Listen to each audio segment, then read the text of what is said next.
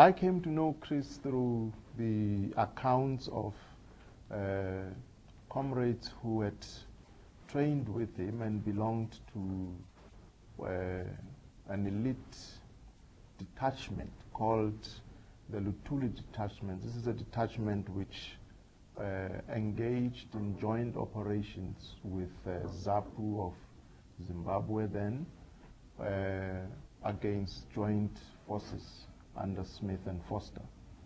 Where these comrades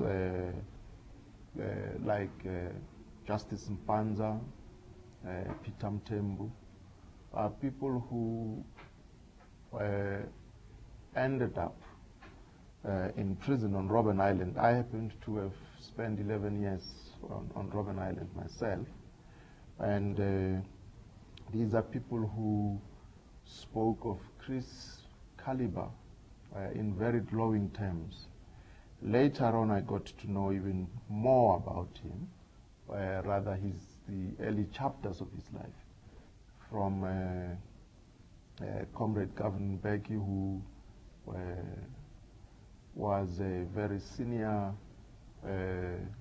member of the high command of Umkhonto weSizwe, and one of the Rivonia trialists, who much earlier, when people like Chris were still students, had actually influenced them and organized them into small cells. And there were other comrades like Lawrence Pukanuka, who had spent time with Chris at Fort Hare, and later also left the country with him to train militarily in the old Soviet Union. And these are people who were already recruited into the underground structures of the South African Communist Party at that time. That's how I came to know Chris, even before I met the man himself.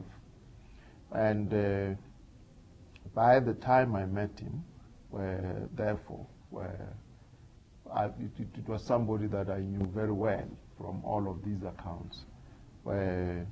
I first met Chris after the unbanning, as I said. I had never been in exile myself. I'm one of those who operated internally and ended up in prison. But at the time of the unbanning, I was charged with the responsibility of establishing legal structures of the ANC. And when the first National Executive Committee meeting after the unbanning was convened in 1990, where Chris was among those who came through to attend that National Executive Committee of the ANC. And we met then, and I was quite impressed by the unassuming character of this rather great leader of the working class, unassuming yet energetic and youthful,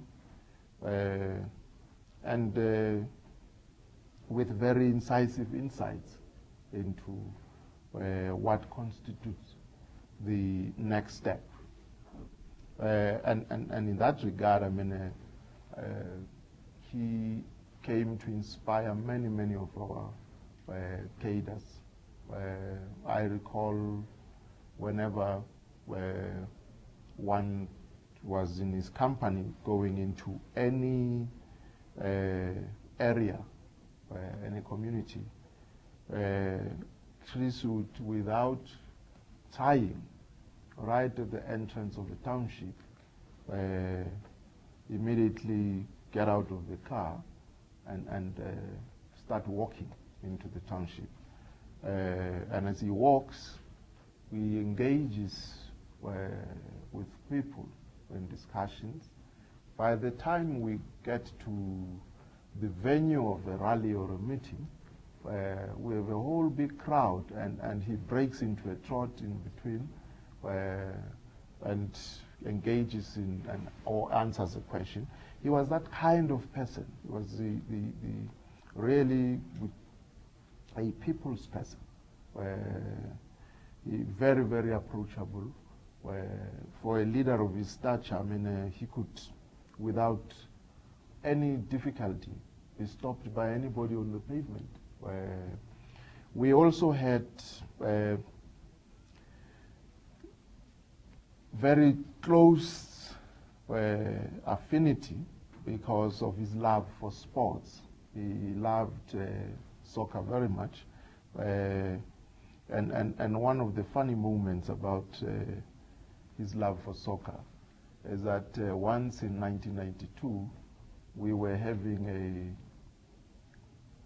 an international solidarity conference at Nasrec. And an official apology was tendered for Chris, who was suffering from flu. And there was an important match involving one of the popular sides from Orlando in Soweto, Orlando Pirates, that very Saturday. Now, the next morning on Sunday, the newspapers which covered, I recall the Sunday Times, and there was Chris at the Orlando Stadium, among the crowds on the front page of the Sunday Times, and comrades said that this man is supposed to be in bed. What is he doing at the stadium? But he was that kind of person, really.